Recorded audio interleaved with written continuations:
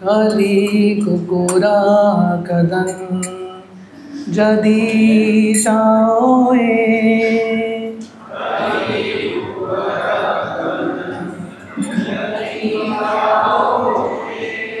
कलियुग पावन कलिभयनाशन श्री सच्चिनंदन गाओए कलियुग पावन कलिभयनाशन श्री सच्चिनंदन गाओए कलियुग पावन कलिभयनाशन श्री सच्चिनंदन गाओए कलियुग पावन कलिभयनाशन श्री सच्चिनंदन गाओए गदाधर मदन नितायर प्राणधन अद्वैत प्रभु चित्त गौरा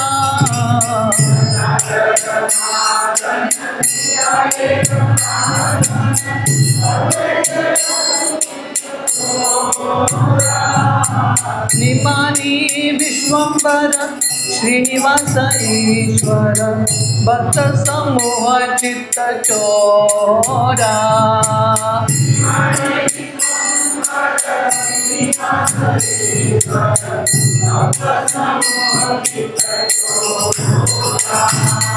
कलियुग पावन कलिभयनाशन श्री सच्चिनंदन गाओए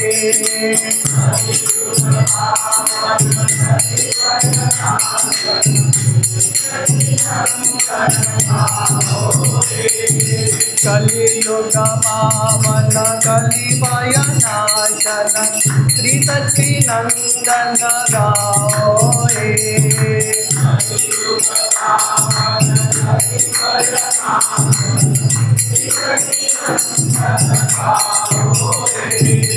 नदिया शशधर मायापुर ईश्वर नाम प्रवर्तन सोरा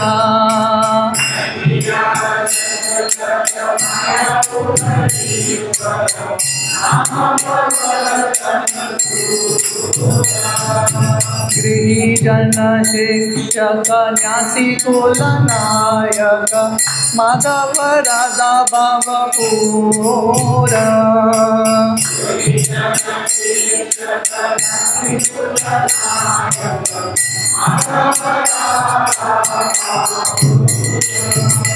कलियुग पावन कलिभयनाशन श्री सच्चिनंदन गाओए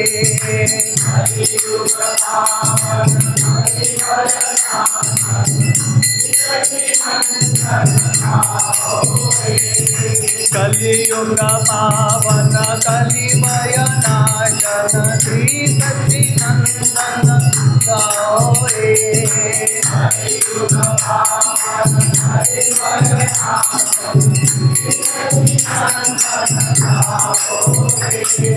सर्वभौम शोधन गजपति तारण रामानंद पोषण वीरा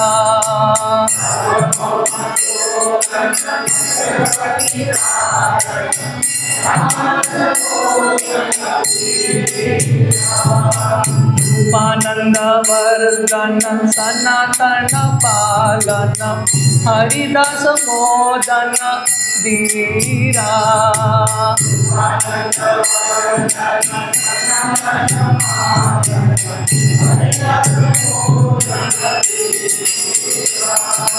कलियुग पावन कलिभयनाशन श्री सच्चिनंदन गाओए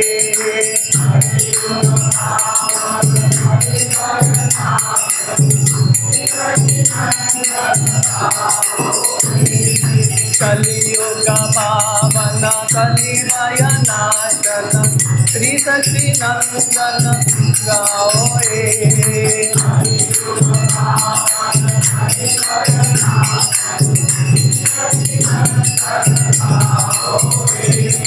ब्रज रस भावन दुष्टमत चातन कपटि विघटन कामा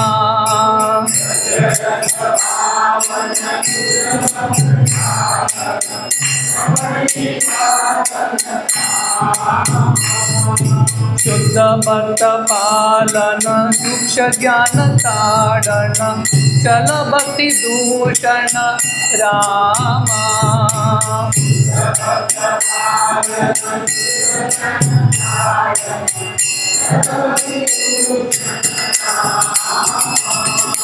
कलियुग पावन कलिवय नाशन श्री सच्चिदानंद गाओ कलियुग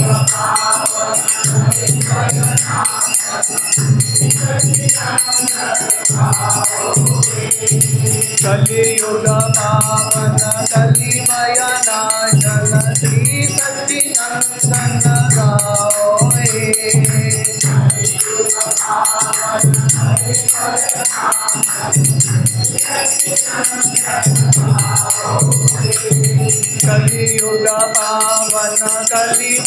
नाशन श्री सच्चिदानंद गाओ कलियुग पावन कलिवय नाशन श्री सच्चिदानंद गाओ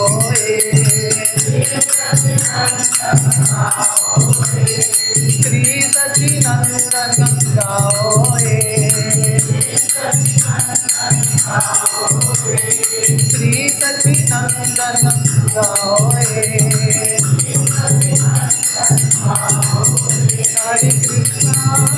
हरे कृष्णा कृष्णा कृष्णा हरे हरे हरे राम राम राम हरे हरे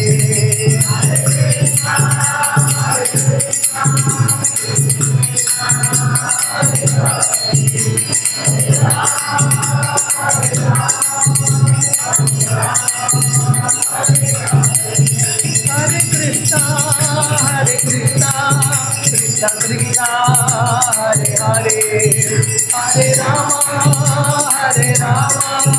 राम राम हरे हरे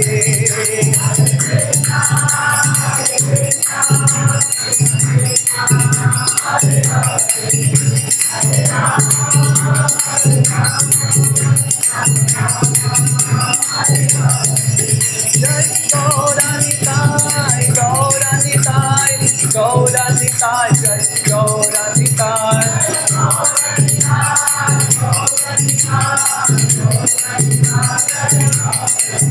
जय पंचतत्व पंचतत्व पंचतत्व जय पंचतत्व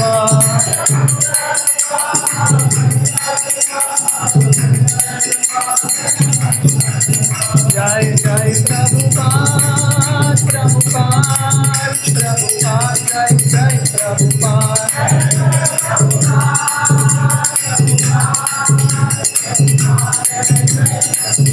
जय जय गुरुदेव गुरुदेव गुरुदेव जय जय गुरुदेव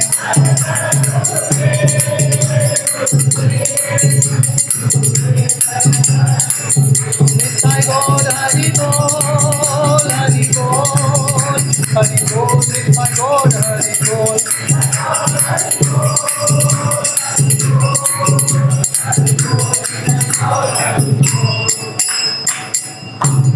हरि नाम संकीर्तन की ओम ज्ञानतिमिरन्धस्य ज्ञानाञ्जनशलाकया चक्षुरुन्मिलितं येन तस्मै श्रीगुरवे नमः।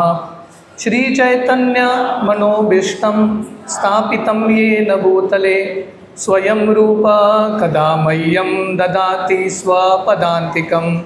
वन्देऽहं श्रीगुरो श्रीयुतः पदकमलं श्रीगुरून् वैष्णवांश्च श्रीरूपं साग्रजातां सहगना रघुनाथान्वितं तं सजीवं साद्वैतं सावधूतं परिजनासहितं कृष्णचैतन्यदेवं श्री राधा कृष्ण पादान सहगना ललिता श्री विशाखान्वितंश्च नमो ओम विष्णुपादाय कृष्णप्रेष्ठाय भूतले श्रीमते भक्तिवेदांत स्वामी इति नामिने नमस्ते सरस्वती देवे गौरवाणी प्रचारिणे निर्विशेष शून्यवादी पाश्चात्यदेशतारिणे वंचाकल्पतरुभ्यश्च कृपासिन्धुभ्येव च पतितानां पावनेभ्यो वैष्णवेभ्यो नमो नमः। जय श्री कृष्ण चैतन्य प्रभु नित्यानंद श्री अद्वैत गदाधर श्रीवासादि गौर भक्त वृंदा। हरे कृष्णा कृष्णा कृष्णा हरे हरे, हरे राम राम राम हरे हरे। हरे कृष्णा। तो मेरा बहुत बड़ा सौभाग्य है कि आज के ये पवित्र अवसर पे मुझे यहाँ पे आने का अवसर मिला है। मैं लास्ट संडे को ही सावड्डे में था, फिर से यहाँ पे सैटरडे को आ रहा हूँ। भगवान कृष्ण का कृपा है कि मुझे सावड्डे के भक्तों का संग मिल रहा है। तो आज बहुत एक विशेष दिन है। आज हमारे योगेश्वर कृष्ण प्रभु और उनकी जो माताजी और उनके पूरे परिवार का ये जो गौर निताई विग्रह है उनका 10वां जन्मदिन है। तो मैं लास्ट संडे यहाँ के प्रोग्राम के बाद योगेश्वर कृष्ण प्रभु के घर गया था। उनका घर लिटरली वृंदावन जैसा है और उनके विग्रहों को देख के डेफिनेटली पता चलता है कि गौर निताई बहुत ही खुश हैं उनकी ये सेवा से। 10 साल से लगातार विग्रहों का सेवा करना इतना आसान नहीं होता। तो बहुत सुंदर तरीके से ये पूरा परिवार कृष्ण भावनामृत आंदोलन स्वीकार कर रहा है और पूरे सावड्डे को बदल रहा है। मैं 2-3 दिन पहले किसी एक सत्संग में गया था। मैं वहाँ पे वर्णन कर रहा था, अगर एक भी परिवार, वन फैमिली अगर बहुत उत्साही है, एक परिवार बस पूरे गांव को बदलने के लिए, one family is more than enough. सावड्डे में तो एक से बहुत ज़्यादा परिवार है और उनमें से Yogeshwar Krishna Prabhu definitely is doing so well. इतने अच्छे तरीके से भक्ति कर रहे हैं, अपने परिवार की ज़िंदगी भी चला रहे हैं, बच्चों को बड़ा कर रहे हैं। तो ऐसा उदाहरण होना बहुत ही महत्वपूर्ण है। जब श्री चैतन्य महाप्रभु अपना दक्षिण भारत यात्रा महाप्रभु कर रहे थे तो महाप्रभु एक स्थान पे आते हैं जिसका नाम है कूर्म क्षेत्र, और वहाँ पे एक गृहस्थ हैं, एक कूर्म ब्राह्मण महाप्रभु के पास आते हैं और महाप्रभु को बोलते हैं, मैं भी आपके साथ आना चाहता हूँ। हरे कृष्ण।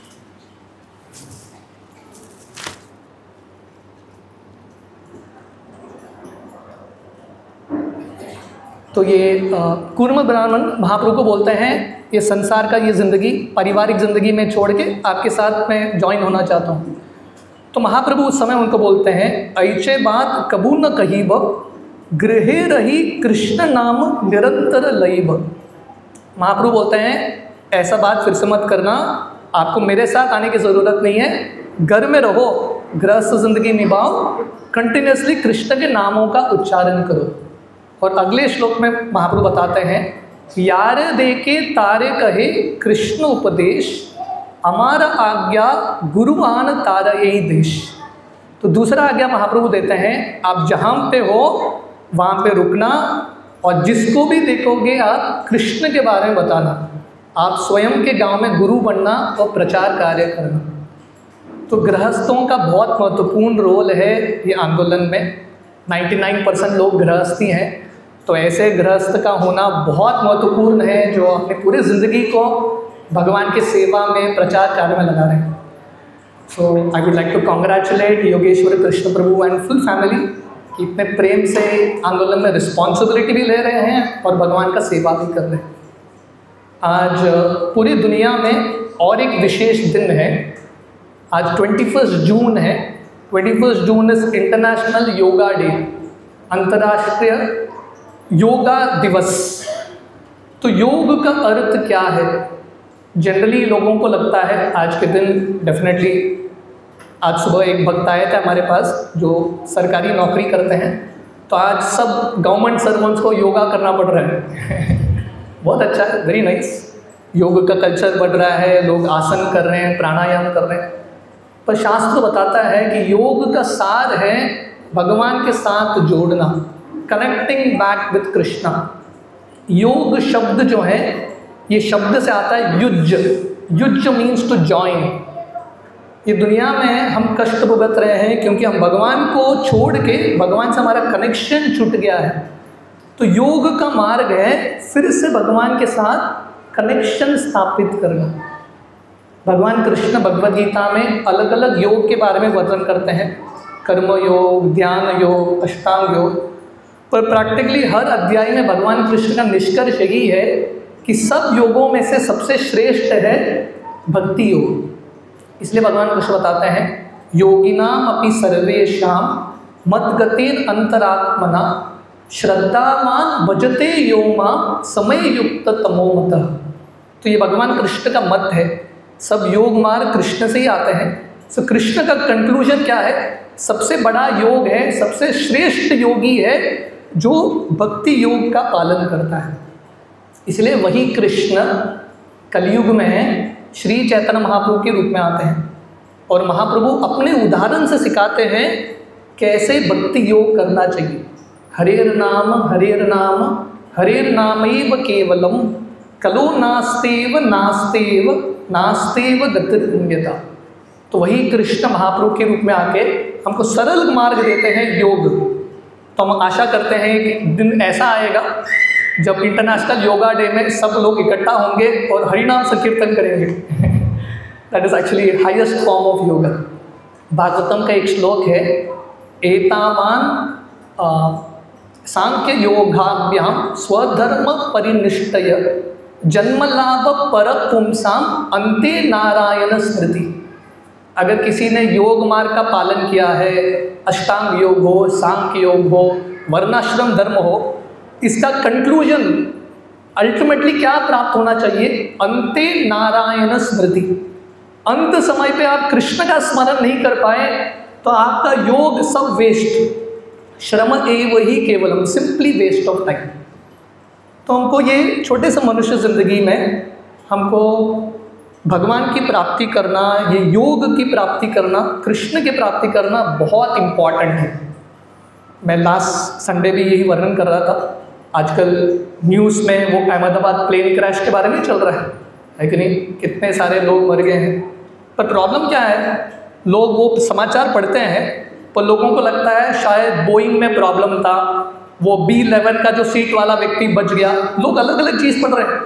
लोगों को ये कटकता नहीं है। ये भगवान का संदेश है कि हमको ज़िंदगी में भक्ति में थोड़ा तो हमको गंभीर बनना है, और वही मार्ग देने के लिए, भक्ति का मार्ग देने के लिए बहुत कृपावश श्री भगवान आते हैं, वही कृष्ण महाप्रभु के रूप में आते हैं और बहुत सरल मार्ग देते हैं। कृतय ध्यायतो विष्णु त्रेतायाम यजतो मके द्वापरे परिचर्यायाम कलौ तत् हरि कीर्तनात्। हर युग में भगवान की प्राप्ति करने के लिए एक मार्ग है। कलयुग में सबसे सरल मार्ग है नाम संकीर्तन, सिंपल प्रोसेस। पर ये नाम संकीर्तन बहुत शक्तिशाली है। अगर हम गंभीरता से नाम का आश्रय लेंगे भगवान की प्राप्ति होगी। बहुत दूर नहीं, संत तुकाराम महाराज, देहू में उनका जन्म होता है। तुकाराम महाराज श्री चैतन्य महाप्रभु से दीक्षा प्राप्त करते हैं और तुकाराम महाराज पूरे महाराष्ट्र में, देहू प्रांत में ये संकीर्तन आंदोलन बढ़ाते हैं। और तुकाराम महाराज गृहस्थ थे, वह गृहस्थ, क्योंकि उन्होंने संकीर्तन आंदोलन का आश्रय लिया। सबके आंखों के सामने वैकुंठ विमान आता है और तुकाराम महाराज स्व शरीर वैकुंठ चले जाते हैं। तो ये सब उदाहरण है हमारे पास बताने के लिए कि अगर हमको भगवान की प्राप्ति करनी है तो मार्ग बहुत सरल है, नाम संकीर्तन।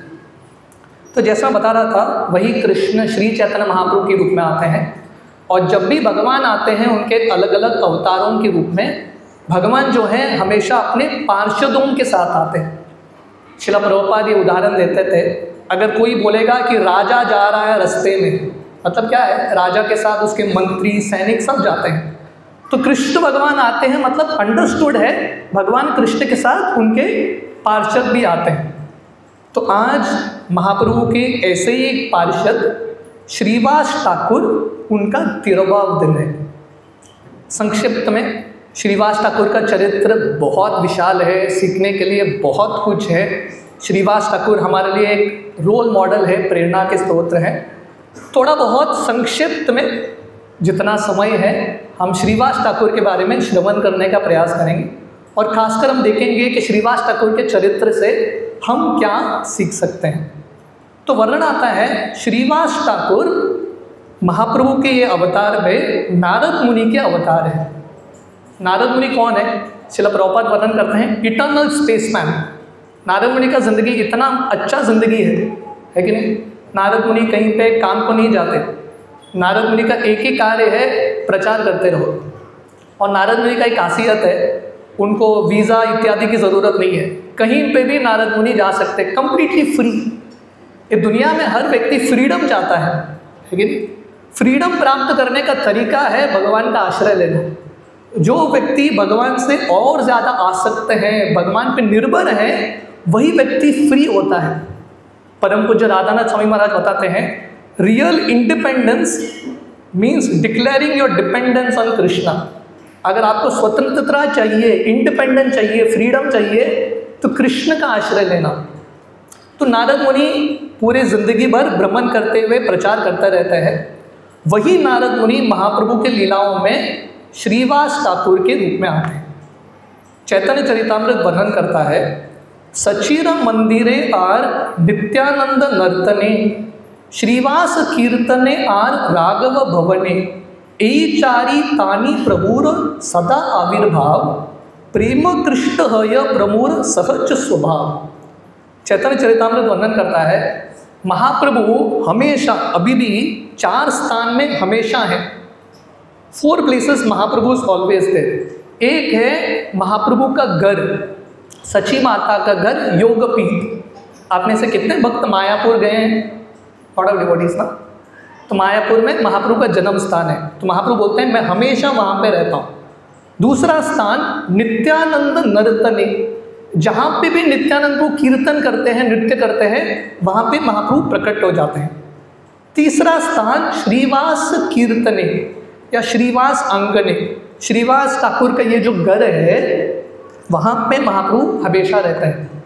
और चौथा स्थान है राघव भवने, राघव पंडित का घर जो पानीहट्टी में आता है। तो वर्णन आता है, श्रीवास ठाकुर जो है ओरिजिनली बांग्लादेश में उनका जन्म हुआ था। सिलेट करके एक जगह है बांग्लादेश में, श्रीहट्ट पहले का नाम था, वहाँ पे इनका जन्म होता है। श्रीवास पंडित महाप्रभु से 30 साल बड़े थे। तो महाप्रभु आने से पहले ये दुनिया में, हमने गौर निताय का अभिषेक देखा ना, तो महाप्रभु के आगमन के पहले 30 साल पहले श्रीवास ठाकुर का जन्म हुआ था। तो अद्वैताचार्य हरिदास ठाकुर, श्रीवास ठाकुर बहुत सीनियर थे। महाप्रभु के पहले ही उन्होंने प्रचार कार्य शुरू किया और इनके प्रार्थना से महाप्रभु का आगमन होता है। वर्णन आता है, श्रीवास ठाकुर के 4 भाई थे, श्री नलिन पंडित, श्रीनिधि पंडित, श्रीपति पंडित, श्री राम पंडित, और श्रीवास ठाकुर सबसे श्रेष्ठ। और श्रीवास ठाकुर ने ऐसा एक संस्कृति दिया था जहाँ पे पूरा परिवार जो है कृष्ण भक्ति में अग्रसर है। देखिए दुनिया में आपका परिवार होगा, आप परिवार के प्रति आसक्त भी रहेंगे, पर समय के साथ परिवार तो छूट ही जाएगा, है कि नहीं? ये अहमदाबाद के प्लेन क्रैश में कितने सारे लोगों का परिवार छूट गया। पति कहीं पे है, लंदन में है, पत्नी यहाँ पे, सब कंप्लीटली लॉस्ट। अगर हमको परिवार में एकत्रित रहना है यहाँ पे और आध्यात्मिक जगत में, कृष्ण को केंद्र में रखना बहुत इम्पॉर्टेंट है। चैतन्य चरितामृत वर्णन करता है, चारी बाई स्वअंशे करे चैतन्य सेवा, गौरचंद्रे बिना नाही जाने देवी देवा। ये जो चारों भाई थे श्रीवास ठाकुर के साथ, एक ही चीज़ कर रहे थे। उनकी ज़िंदगी का एक ही लक्ष्य था, महाप्रभु का सेवा करना। और महाप्रभु के अलावा, कृष्ण के अलावा वो किसी और का आश्रय नहीं लेते थे। जब श्री चैतन्य महाप्रभु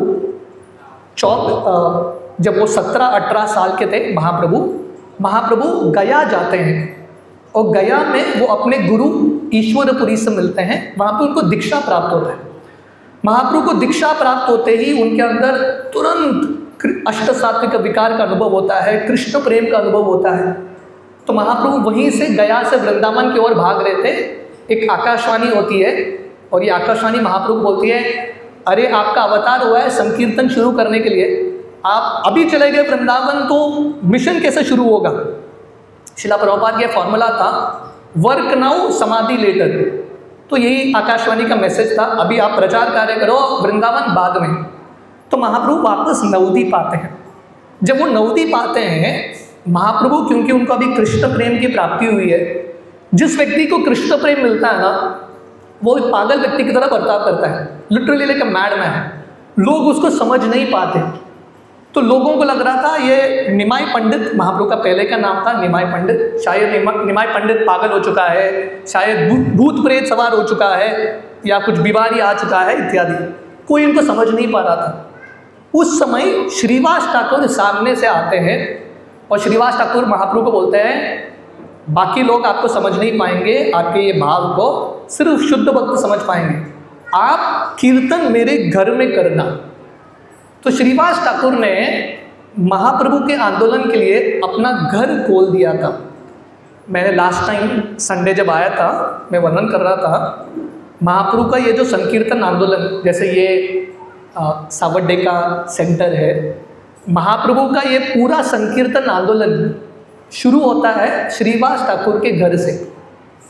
महाप्रभु रेंट नहीं देते थे, फ्री में मिल गया उनको श्रीवास ठाकुर का घर, पूरा घर खुला है और बहुत बढ़िया सेंटर था। जैसे यहाँ पे ना बहुत बड़ा आंगन, बहुत बड़ा सभागृह, एवरीथिंग परफेक्ट। और श्रीवास ठाकुर ने दिन रात महाप्रभु और भक्तों के लिए खोल दिया। तो ये गृहस्थ हैं श्रीवास ठाकुर की तरह, जो पूर्ण तरीके से शरणागत, मानस देहो गेहो जो किचु मोर अर्पित तुआ पदे नंद किशोर। भक्ति विनोद ठाकुर बताते हैं शरणागति का भाव है सब कुछ महाप्रभु या भगवान को समर्पित करना। और श्रीवास ठाकुर ऐसे एक उदाहरण है, घर परिवार धन सब कुछ उन्होंने महाप्रभु के लिए समर्पित कर दिया था। उस दिन से महाप्रभु का रात का कीर्तन शुरू होता है श्रीवास आंगन में, नाइट कीर्तन, रात भर दिन भर कीर्तन करते थे। और ये जो कीर्तन होता था महाप्रभु ये कीर्तन में जो भाव दिखाते थे किसी ने ऐसा भाव नहीं देखा। महाप्रभु छलांग लगा के ज़मीन पे गिरते थे, ऐसा लगता था कि ज़मीन टूट रहा है, ज़मीन पे भूकंप आता है। तो महाप्रभु के अलग अलग अष्ट सात्विक भाव थे जो हम साधारण व्यक्ति समझ नहीं पाएंगे। जैसे भगवान कृष्ण जब वृंदावन से चले जाते हैं, श्रीमती राधा रानी के शरीर में अलग अलग अष्ट सात्विक भाव महाभाव का स्तर है।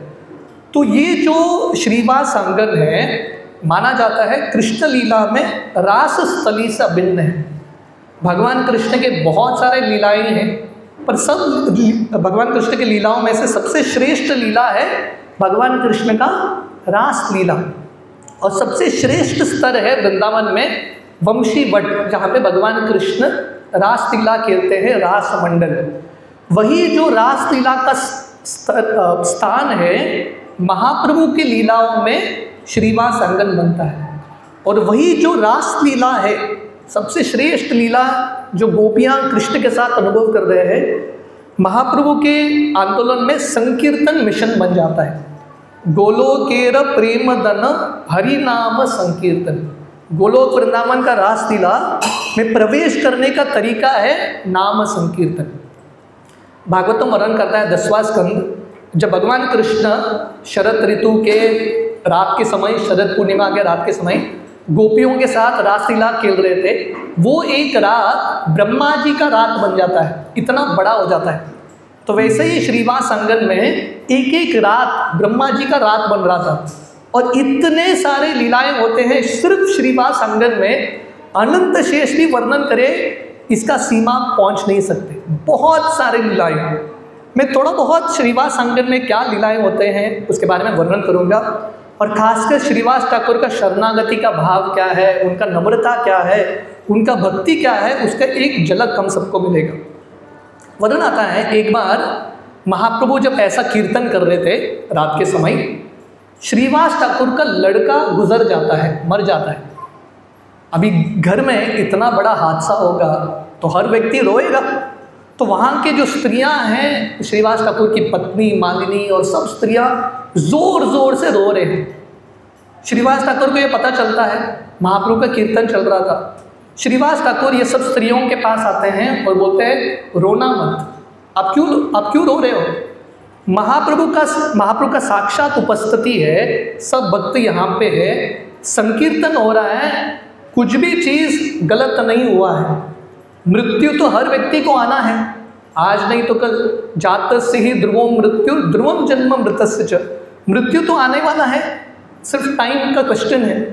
तो श्रीवास ठाकुर बताते हैं, आप ये सोचो हमारा लड़का इतना भाग्यशाली है, महाप्रभु की उपस्थिति में, संकीर्तन की उपस्थिति में उसने शरीर त्यागा, डेफिनेटली उसका अच्छा डेस्टिनेशन मिलेगा, आप चिंता मत करो।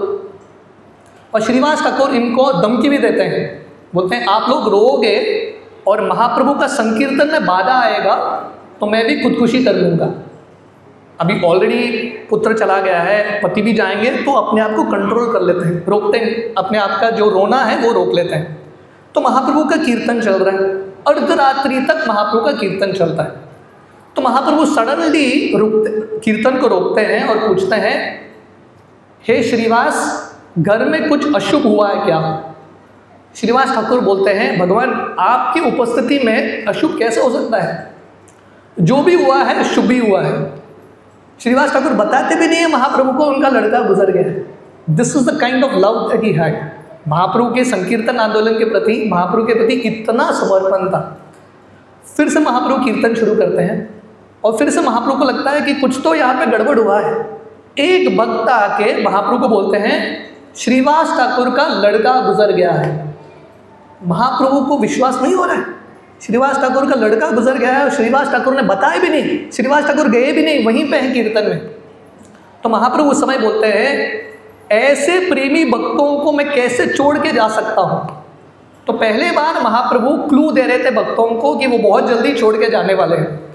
तो महाप्रभु ये लड़के के पास जाते हैं, मृत शरीर में अपना हाथ रखते हैं और ये आत्मा जो चला जा चुका था, ये बच्चे का वापस आता है और ये बच्चा बोलने लगता है कि नहीं? बड़े प्रवचन देते हैं तो उसमें एक रुचि है, छोटा बच्चा प्रवचन देता है ना, व्यक्ति बहुत ध्यान से सुनेगा। ये छोटा बच्चा उठ के प्रवचन देने लगता है, मेरे बहुत सारे माता पिता होके गए, मेरा बहुत सारा जन्म होके गया, ये जन्म में मैं इतना भाग्यशाली हूँ, मुझे श्रीवास ठाकुर जैसे पिताजी मिले, मालिनी देवी जैसे माता मिली, और मेरा कितना बड़ा भाग्य, यही घर में हे भगवान श्री चैतन्य महाप्रभु आपका दर्शन मुझे मिला, मेरा ज़िंदगी सफल। और इस प्रकार ये बोल के लड़का वापस चला जाता है। तो वहाँ की स्त्रियाँ, उनको थोड़ा बहुत सांत्वना मिलता है। उस समय महाप्रभु श्रीवास ठाकुर और वहाँ के सब स्त्रियों को बोलता है, श्रीवास तुम चिंता मत करना, मैं और नित्यानंद आपके 2 पुत्र हैं, We too are your children। तो महाप्रभु श्रीवास ठाकुर से इतना प्रेम करते थे। वर्णन आता है, जब महाप्रभु का जन्म हुआ था गौर पूर्णिमा के तिथि में, श्रीवास ठाकुर का घर महाप्रभु के घर के बिल्कुल नज़दीक है। तो पहले महाप्रभु से, ये छोटे बच्चे से मिलने के लिए मालिनी देवी आती है, श्रीवास ठाकुर की पत्नी। तो श्रीवास ठाकुर और मालिनी, उनकी जो पत्नी है, लगभग महाप्रभु के दूसरे माता पिता की तरह है। इतना प्रेम दिया था उन्होंने महाप्रभु को। तो ये कहानी सब देखते हैं, श्रीवास ठाकुर का समर्पण। तो ये भक्त का भाव है, सुखे दुखे बोले ना को वदने हरि नाम बोलो रे। ये दुनिया में हमको थोड़ा बहुत कष्ट आता है, तुरंत भक्ति छोड़ देते हैं, पर भक्त मतलब श्रीवास ठाकुर की तरह। Shrivas Thakur is the ideal pure devotee. वो दिखा रहे हैं कि हमारी ज़िंदगी में कुछ भी दुख आ जाए, हर परिस्थिति में हम भगवान की भक्ति करते रहते हैं, भगवान का आश्रय कभी नहीं छोड़ते। तो एक बार महाप्रभु ऐसा लीला करते करते एक दिन महाप्रभु विष्णु के सिंहासन पे बैठ जाते हैं। महाप्रभु पहले भी बैठे थे, पर बैठ के जनरली जल्दी उतर जाते हैं। इस बार महाप्रभु ऐसे बैठ गए विष्णु के सिंहासन पे, 21 घंटा नीचे उतरे ही नहीं, कॉन्शियसली वो सिटिंग। इसको बोलते हैं सत प्रहरीय लीला, 21 आवर्स, 21 घंटे तक महाप्रभु ये लीला करते हैं। जब महाप्रभु बैठ जाते हैं, महाप्रभु भक्तों को बोलते हैं मेरा अभिषेक करो। यहाँ पे हमने गौर निताई का अभिषेक किया ना, विग्रहों का अभिषेक। अब इमेजिन करो साक्षात महाप्रभु बैठे हैं सिंहासन पे और भक्तों को बोल रहे अभिषेक करो। तो वहाँ पास में गंगा बहता था, तो सब भक्त गंगा से मटका ला के महाप्रभु का अभिषेक कर रहे थे। उस समय श्रीवास ठाकुर की एक मेड सर्वेंट थी, एक दासी थी, जिसका नाम था दुखी। और ये क्या करती थी, सबसे एंड में खड़ा होके मटका भर के भक्तों को देती थी ताकि भक्त जाके अभिषेक कर सके। जनरली ना भक्ति में हम आगे आना चाहते हैं, अभिषेक में मेरा पहला नंबर, सब आगे आना चाहते हैं, पर ये कहानी से जब दुखी अंत में है, सामने आई नहीं, अभिषेक सेरेमनी को देखा भी नहीं, भाग भी नहीं लिया, एंड में खड़ी है। महाप्रभु इसको पहले बुलाते हैं दुखी को, और महाप्रभु बोलते हैं आज से आपका नाम है सुखी। महाप्रभु उनको दीक्षा देते हैं। ये कहानी के दो सीख है। पहला, अगर हमको एक्चुअली सुखी बनना है तो हमको आगे नहीं आना है, पीछे रहना है। तृणादपि सुनीचेन तरोरपि सहिष्णुना अमानीन मानदेन कीर्तनीय सदा है। जितना अहंकार रहेगा उतना व्यक्ति दुखी रहेगा। ये अहंकार ना एक बलून की तरह है, अहंकार फुला हुआ रहेगा। ये दुनिया के पास पिन है, हर व्यक्ति के पास पिन है। जितना बड़ा अहंकार फूटता रहेगा आपको दर्द होता रहेगा। खुश रहना है, नम्र रहो, नम्र व्यक्ति खुश रहता है। This is the first thing. आनंद प्राप्त करने का, सुख प्राप्त करने का तरीका है गोपी भरतुर पदकमलयोर दास दास दास अनुदास। ये सर्वेंट के मूड में रहेंगे, नेचुरली सुखी बनेंगे। दूसरा बहुत इंपॉर्टेंट लेसन, महाप्रभु ये दुखी को कृपा क्यों देते हैं? ये दुखी का क्वालिफिकेशन क्या था? इसका कनेक्शन श्रीवास ठाकुर के साथ बन गया। श्रीवास ठाकुर के घर में नौकरानी थी। महाप्रभु बोलते हैं ठीक है तुम्हारा भी उद्धार होगा। एक जगह पे महाप्रभु बोलते हैं श्रीवास ठाकुर तुम्हारे संबंधित कोई भी होगा, दूर दूर तक कोई संबंधित होगा, सबका मैं उद्धार करूंगा। श्रीवास ठाकुर के एक टेलर थे जो उनका वस्त्र सिलाते थे, मुस्लिम व्यक्ति, महाप्रभु उसको भी कृपा देते हैं। तो भक्तों के साथ, शुद्ध भक्तों का कनेक्शन बना के रखना बहुत इंपॉर्टेंट है। हमारे साधना के बल पे हम कृष्ण का कृपा प्राप्त नहीं कर सकते, पर जब हम शुद्ध भक्तों के संग में होते हैं, भक्तों के आश्रय में होते हैं, ऐसे भक्तों के संग में हमको बहुत जल्दी कृपा मिलेगा। तो इस प्रकार महाप्रभु दुखी को सुखी बना देते हैं। तो ये उसके बाद महाप्रभु सब भक्तों को बोलते हैं मुझे खिलाओ, प्रसाद लेके आओ। हजारों मटके प्रसाद लेके आते हैं, दही मक्खन केला, महाप्रभु सब कुछ खा लेते हैं और बोलते हैं अनियो और लेके आओ। लगभग गोवर्धन लीला जैसा होता है, और भक्त और खिलाते हैं। फाइनली महाप्रभु क्या करते हैं, अलग अलग भक्तों को बुला के उनकी इच्छाओं को पूरा करते हैं और हर भक्त में कृपा दिखाते हैं। महाप्रभु श्रीवास ठाकुर को बुलाते हैं और महाप्रभु श्रीवास ठाकुर को ऐसा एक प्रसंग बताते हैं जो किसी को पता नहीं था। श्रीवास ठाकुर को ही पता था, किसी को पता नहीं था। इससे हम एक चीज़ सीखते हैं, भक्ति में ना हम बहुत बार भक्ति करने का प्रयास करते हैं, विफल हो जाते हैं। कभी कभी हमको लगता है अरे भगवान देख रहे हैं कि नहीं हमारे कष्ट को, इस कृष्णा सीइंग और नॉट। पर ये लीला से हम समझते हैं कि भगवान कृष्ण हर एक व्यक्ति के संघर्ष को देख रहे हैं। तो श्रीवास ठाकुर एक बार देवानंद पंडित के भागवत कथा में जाके बैठते हैं। देवानंद पंडित एक बहुत फेमस भागवत कथाकार थे, शुद्ध भक्त नहीं थे, फिर भी श्रीवास ठाकुर वो इतने नम्र थे, वो देवानंद पंडित के भागवत कथा में जाके बैठते हैं। तो एक दिन ऐसे बैठे, भागवत सुनते सुनते, कृष्ण लीला सुनते सुनते श्रीवास ठाकुर बेहोश हो गए। उनको अष्ट सात्विक भाव का अनुभव होने लगा। तो क्योंकि आप इमेजिन करो, बीच सभा में कोई बेहोश हो गया या कोई चिल्लाने लगा, डिस्टर्बेंस होगा। तो श्रीवास ठाकुर ऐसे गिर गए, देवानंद पंडित अपने शिष्यों को बोलते हैं इसको बाहर लेके जाओ। तो देवानंद पंडित के जो शिष्य हैं, श्रीवास ठाकुर बेहोश अवस्था में थे, उनको उठा के रास्ते में फेंक देते हैं और वापस आ जाते हैं। श्रीवास ठाकुर का ये नम्रता देखो, जब वो उठते हैं, जब उनको वापस होश आता है, वो देख रहे हैं रास्ते में वो, श्रीवास ठाकुर कुछ नहीं बोलते, चुपचाप घर चले जाते हैं। श्रीवास ठाकुर को थोड़ा बुरा तो लग रहा था कि मेरे साथ ऐसा ट्रीटमेंट किया, पर श्रीवास ठाकुर किसी को बताते नहीं है, किसी को कंप्लेन नहीं करते, ही जस्ट टॉलरेट करते हैं। महाप्रभु बताते हैं हे श्रीवास, क्योंकि तुम्हारे अंदर ऐसा नम्रता था, उस दिन से जब भी तुम भागवतम पढ़ रहे थे, मैं तुम्हारे हृदय में भागवतम में रुचि उत्पन्न कर रहा था। I was giving you test in Bhagavatam. तो यहाँ पे हम सीखते हैं, हर चीज़ ये दुनिया में, कुछ भी चीज़ आपको खरीदना है ना, प्राप्त करना है, एक कीमत होता है कि नहीं? एक आईफोन खरीदना है या कुछ भी खरीदना है, एक कीमत चुकाना पड़ता है। तो वैसे ही आपको भगवान के नामों में, भगवान की कथा में, भागवतम में रुचि प्राप्त करना है। हर भक्त का इच्छा है ना, नामे रुचि, नाम में रुचि मिले, गीता भागवत में रुचि मिले। तो भगवान की भक्ति में रुचि प्राप्त करने का कीमत क्या है? तृणादपि सुनीचेन तरोरपि सहिष्णुना अमानीन मानदेन कीर्तनीय सदा हरि। जो नम्र वैष्णव हैं उन्हीं को कृपा मिलता है। नामाचार्य हरिदास ठाकुर लगभग 20 साल 21 साल जगन्नाथपुरी में रुके। उनका जो भजन कुटीर था बिल्कुल जगन्नाथपुरी मंदिर के पास, पर हरिदास ठाकुर एक भी बार मंदिर के अंदर नहीं गए। सिर्फ साल में एक बार रथ यात्रा होता था, तभी जगन्नाथ का दर्शन करते थे। और क्योंकि हरिदास ठाकुर के हृदय में ऐसा नम्रता था, जब भी वो हरिनाम का जप करते थे ऑटोमेटिकली भगवान कृष्ण उनको प्रेम का, रुचि का अनुभव देते हैं। तो महाप्रभु इस प्रकार श्रीवास ठाकुर को बता रहे हैं कि कैसे महाप्रभु ने साक्षात श्रीवास ठाकुर के हृदय में भागवतम के प्रति रुचि उत्पन्न किया।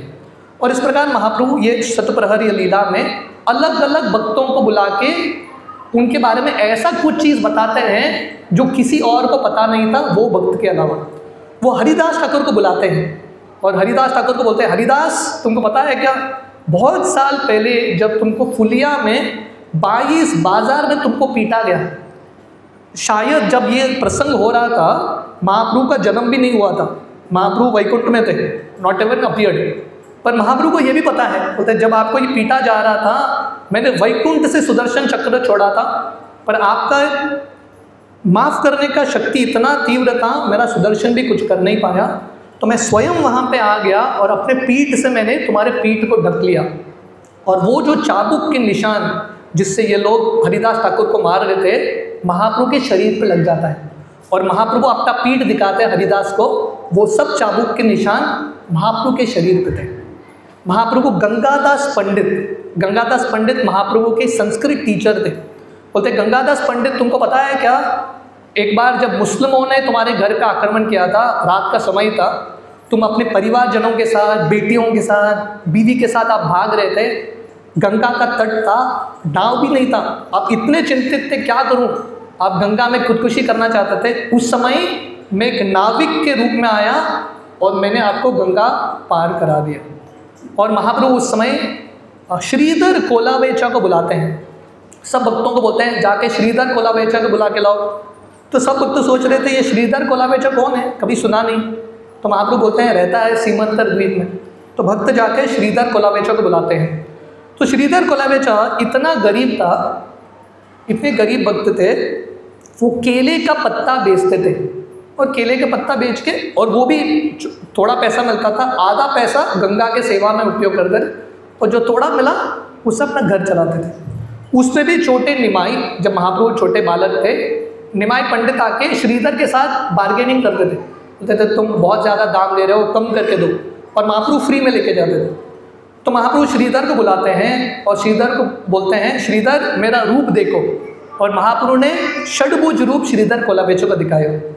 और महाप्रभु उस समय श्रीधर को पूछते हैं, श्रीधर तुमको क्या चाहिए मांगो, तुमको स्वर्ग चाहिए क्या? श्रीधर बोलते हैं नहीं चाहिए। महाप्रभु बोलते हैं तुमको शक्ति चाहिए क्या, यौगिक शक्तियाँ? श्रीधर बोलते हैं नहीं चाहिए, सिद्धि भी नहीं चाहिए। आपको वैकुंठ चाहिए क्या? श्रीधर बोलते हैं वो भी नहीं चाहिए। तो महाप्रभु श्रीधर को बोलते हैं अरे कुछ तो मांगो। तो श्रीधर बोलते हैं भगवान मेरा एक ही इच्छा है, जन्म जन्मांतर आपका जो बाल स्वरूप है निमाई पंडित के रूप में, उसी का मुझे स्मरण होता रहे।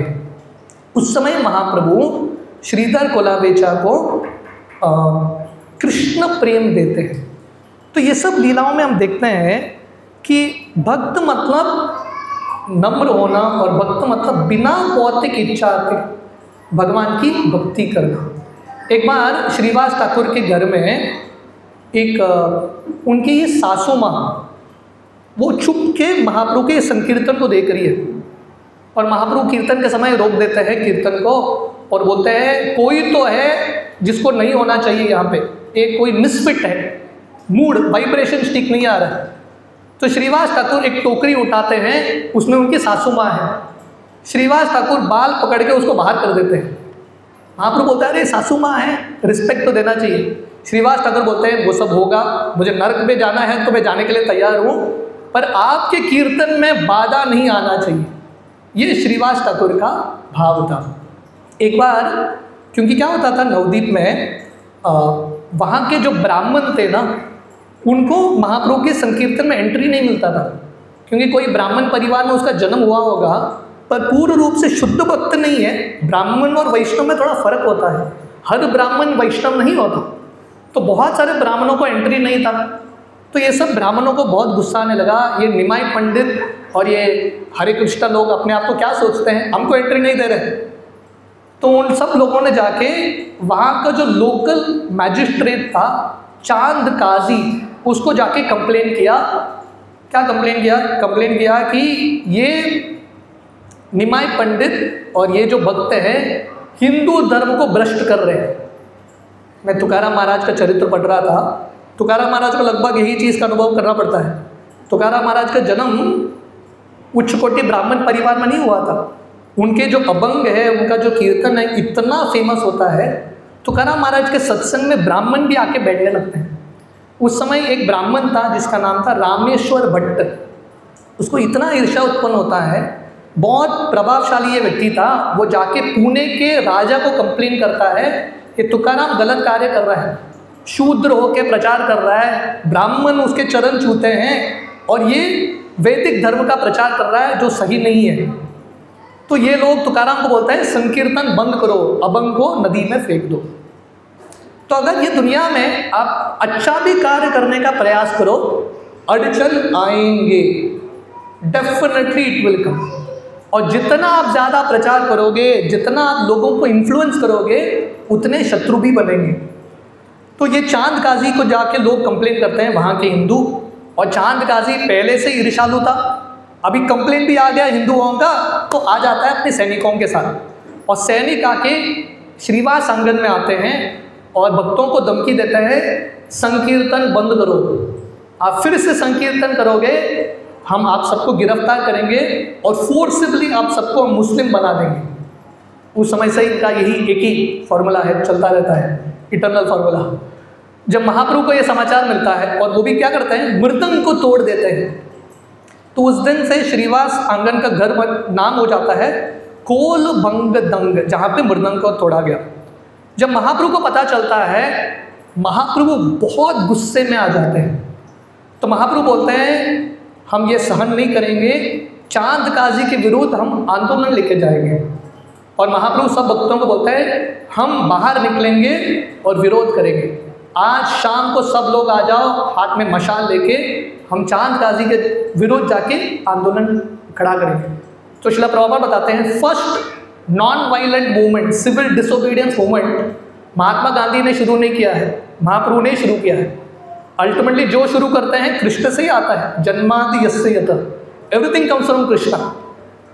जब महाप्रभु बताते हैं लोगों को सब आ जाओ, लाखों लोग जम जाते हैं। उस दिन पता चलता है लोगों को निमाई पंडित का इन्फ्लुएंस क्या था। अब तक कीर्तन श्रीवास आंगन के अंदर चल रहा था, घर के अंदर। इतिहास में पहले बार संकीर्तन बाहर निकला, किसकी कृपा से? चांद काजी की कृपा से। अगर चांद काजी नहीं होता, संकीर्तन श्रीवास आंगन में ही रहता था, बाहर निकल के सावटे तक नहीं पहुंचता था, है कि नहीं? तो कहने का अर्थ है कभी कभी जब जिंदगी में कष्ट आता है, भक्ति के आंदोलन में कष्ट आता है, चुनौतियां आते हैं, ये चुनौतियों से संकीर्तन और बढ़ता है। मैं तुकाराम महाराज के बारे में बता रहा था, ये रामेश्वर भट्ट तुकाराम महाराज को बोलते हैं सब अभंग इंद्राणी नदी में फेंक दो। तुकाराम महाराज फेंक देते हैं। 13 दिन बाद साक्षात विट्ठल ने वो अभंग को पकड़ के रखा था हृदय के पास, और विट्ठल बाहर लेके आते हैं। उसके बाद तुकाराम महाराज का यश इतना फैल जाता है, इतना फैल जाता है। तो महाप्रभु संकीर्तन लेके आते हैं चांद काजी के पास, और चांद काजी डर जाता है, क्योंकि चांद काजी को लग रहा था ये 10-5 भक्त रहेंगे, इनको दबा देंगे, छोटा सा संख्या है। जब वो लाखों लोगों को दिखता है और लाखों लोग चिल्ला क्या रहे हैं, हरे कृष्ण महामंत्र चिल्ला रहे हैं, और बीच बीच में चिल्ला रहे हैं चांद काजी को मारो, चांद काजी को मारो। चांद काजी चूहे की तरह छुप गया घर में, और फाइनली आके महाप्रभु से माफ़ी मांगता है, और महाप्रभु चांद काजी को माफ़ करते हैं और उसको आलिंगन करके उसको वैष्णव बना देते हैं। ये चांद काजी कौन है? कृष्ण लीला में ये कंस है, भगवान कृष्ण कंस का वध करते हैं, बस श्री चैतन्य महाप्रभु चांद काजी का वध नहीं करते, चांद काजी को वैष्णव बना देते हैं और उसका समाधि का दर्शन अभी भी मायापुर नवद्वीप में होता है। तो इस प्रकार श्रीवास ठाकुर के घर में वहाँ से संकीर्तन आंदोलन शुरू भी होता है, वहाँ से संकीर्तन आंदोलन बाहर भी निकलता है। एक दिन महाप्रभु श्रीवास ठाकुर के पास आए और श्रीवास ठाकुर को बोले, श्रीवास ठाकुर तुमने नित्यानंद को तुम्हारे घर में क्यों रखा है? देखिए महाप्रभु का घर श्रीवास ठाकुर के घर के पास है, योगपीठ। नित्यानंद का घर कहाँ है? एक चक्कर ग्राम। नित्यानंद ने घर छोड़ दिया, भारत में पूरा भ्रमण किया 20 साल। जब नवद्वीप आए, नित्यानंद का घर नहीं था, ठिकाना नहीं था। नित्यानंद कहाँ रुकते हैं? श्रीवास ठाकुर के घर में, मतलब लिटरली उधर ही उन्होंने डेरा डाल दिया। तो महाप्रभु एक दिन आते हैं श्रीवास ठाकुर के पास, बोलते हैं अरे नित्यानंद को क्यों रखा है आपने? इसका जात क्या है, कहाँ से आया है, कुछ पता नहीं, बाहर निकालो नित्यानंद को। श्रीवास ठाकुर बोलते हैं भगवान नित्यानंद प्रभु के बारे में क्या बोलना, आपके एक एक भक्त मेरे लिए पूजनीय है, आराधनीय है। नित्यानंद तो साक्षात बलराम जी है, उनका सेवा करना बहुत बड़ा भाग्य है। तो महाप्रभु एक बार जब श्री चैतन्य महाप्रभु नवद्वीप में थे, संकीर्तन कर रहे थे 17-18 साल से 24 साल तक, लगभग 5-6 साल श्रीवास ठाकुर के घर में ही सब सत्संग होता था। 24 साल की उम्र में महाप्रभु संन्यास लेके चले जाते हैं। श्रीवास ठाकुर उसके बाद नवद्वीप में रह नहीं पाए, उनको महाप्रभु के विरह में नवद्वीप में रहना ही अच्छा नहीं लगा। उन्होंने अपना लोकेशन ही शिफ्ट कर दिया, कुमार हट्ट या हलीसर करके एक जगह है, वहाँ पे चले जाते हैं। महाप्रभु संन्यास लेने के बाद एक बार बंगाल आते हैं, उस समय श्रीवास ठाकुर से मिलने के लिए जाते हैं। महाप्रभु श्रीवास ठाकुर को देख के पूछते हैं, श्रीवास मैंने तो तुमको कभी काम करते हुए देखा नहीं, दिन भर तो हरे कृष्णा करता रहता है, तेरा इतना बड़ा परिवार है, उसका देखभाल कौन करेगा? तुमको तो मैं कभी काम करते हुए देखा नहीं। श्रीवास ठाकुर 3 बार ताली मारते हैं। तो महाप्रभु पूछते हैं अरे इसका अर्थ क्या है? श्रीवास ठाकुर फिर से 3 बार ताली मारते हैं। भक्त ना कभी ट्रांसेंडेंटल होते हैं, आप कुछ पूछो उत्तर और कुछ ही मिल जाता है। तो महाप्रभु पूछते हैं इसका अर्थ क्या है? मुझे भी समझ में नहीं आ रहा है, साक्षात भगवान है पर भक्तों का शब्द, भक्तों का अर्थ भगवान को भी समझ में नहीं आ रहा है। तो श्रीवास ठाकुर इसका डिकोडिंग, इंटरप्रिटेशन करके बताते हैं, महाप्रभु मुझे पूरा विश्वास है कि मुझे जो ज़रूरत है 3 ताली मारने के अंदर मुझे मिल जाता है, जो भी ज़रूरत है। अगर मुझे नहीं मिलता तो मैं अपना प्राण त्यागने के लिए तैयार हूँ। जब महाप्रभु ये सुनते हैं, महाप्रभु इतने प्रभावित होते हैं। ये श्रीवास ठाकुर का विश्वास, श्रद्धा शब्दे विश्वास कहे श्रृदृढ़ निष्ठई कृष्ण भक्ति कैले सर्व कर्म कृत है। ये श्रद्धा है कि मैं कृष्ण भक्ति करूँगा तो ऑटोमेटिकली सब आएगा। हम एग्जैक्टली श्रीवास ठाकुर का नकल नहीं कर सकते, कल से हम बोल नहीं सकते नौकरी तो छोड़ के हम 3 बार ताली मारेंगे, शायद आ सकता है, शायद कुछ भी नहीं आएगा, है कि नहीं? हमारा उतना लेवल नहीं है, पर ये प्रिंसिपल सिद्धांत यही है कि कृष्ण पे विश्वास रखना, कि कृष्ण हमारी मदद करते हैं, कृष्ण हमारी रक्षा करते हैं। उस समय महाप्रभु बोलते हैं श्रीवास ठाकुर को, श्रीवास ठाकुर एक दिन अगर ऐसा आए जहाँ पे लक्ष्मी को कटोरी लेके भीख मांगना पड़े। लक्ष्मी कौन है? लक्ष्मी मतलब धन की स्वामिनी। अगर ऐसा समय आएगा क्या लक्ष्मी को भीख न मांगना पड़े? कभी नहीं आएगा। पर महाप्रभु बोलता है अगर ऐसा भी समय आएगा लक्ष्मी को कटोरी लेके भीख मांगना पड़े, फिर भी तुम्हारे घर में किसी भी चीज़ की कमी नहीं होगी। There will be nothing shortage in your house. यत्र योगेश्वर कृष्ण तत्र पार्थ धनुर्धर तत्र श्रीर विजयो भूतिर ध्रुवान नीतिर मतिर्मम। ये गीता का अंतिम श्लोक है।